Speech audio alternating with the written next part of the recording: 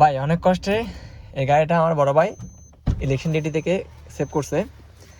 আমি বলি ব্যাপারটা,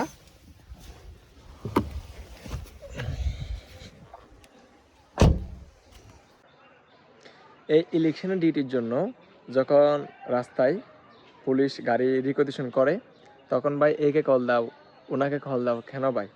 আপনি এই গাড়িটা যখন কাস্টম থেকে নিয়ে আসবেন, বন্দর থেকে নিয়ে আসবেন, তখন সম্পূর্ণ ট্যাক্স পরিশোধ করে আপনি গাড়িটা নিয়ে আসতেছেন। শোরুম থেকে কিনে এখন বর্তমান প্রাইস পড়তেছে কত, 15 লক্ষ টাকা সামথিং।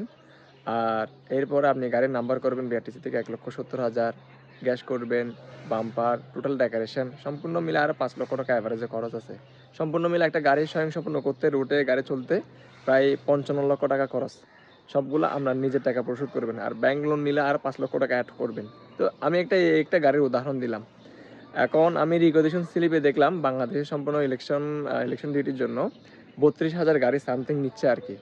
তো আপনার এই পকেটের টাকা খরচ করে সরকারকে প্রতি বছর বছর আপনি ট্যাক্স দিবেন। আবার একটা গাড়ির ট্যাক্স টোকেন আপলোড করতে গেলে অ্যাভারেজে মিলে অগ্রিম ট্যাক্স সহ 40,000 থেকে 50,000 টাকা সামথিং খরচ হয়।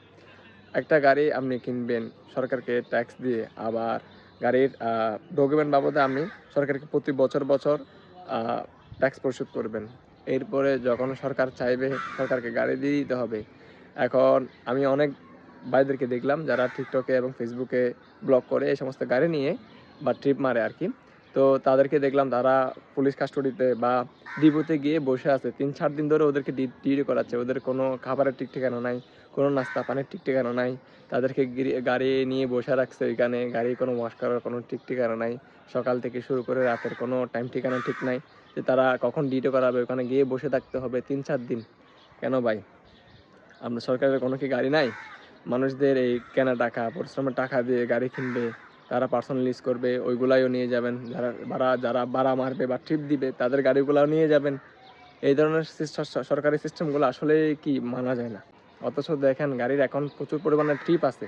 গাড়ি আজকে 3-4 দিন যাবৎ বসা রাখছি যে রুটে গেলে গাড়ি রিকোয়েশন করে গাড়ি নিয়ে যাচ্ছে ডিউটির জন্য। তো এই জন্যই গাড়িগুলো বসা রাখছি। এটা কি বসা রাখার গাড়ি? প্রতি বছর বছর 40,000 থেকে 50,000 টাকা গাড়ির খরচ আছে। আসলে এই ধরনের নিয়ম-নীতিগুলা, সরকারি নিয়ম-নীতিগুলা চেঞ্জ করা প্রয়োজন বলে আমি মনে করি। এই ধরনের নিয়ম-নীতিগুলা চেঞ্জ হলে আশা করি অনেকেই খুশি হবেন, সাথে আমিও খুশি হব।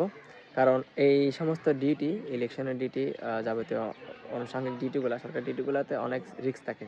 দেখা যায় কি অনেক সময় গাড়ি ভাঙচুর হয়, আগুন পর্যন্ত ধরিয়ে দেয়। তো এই ধরনের সমস্ত ধরনের দায়-দেনাগুলা সরকার বহন করে না। এগুলা যার নিজের গাড়ি হয় সেই বহন করে। তো এই ধরনের নিয়ম-নীতিগুলা চেঞ্জ হলে অনেকের উপকার হবে। আমার মতে এই ধরনের সরকারি নিয়ম-নীতিগুলো পরিবর্তন হলে অনেকের উপকার হবে। আপনার মন্তব্যটা কি আমার কমেন্ট বক্সে জানিয়ে দিবেন। আজকে এই পর্যন্ত। আসসালামু আলাইকুম। সবাই ভালো থাকবেন।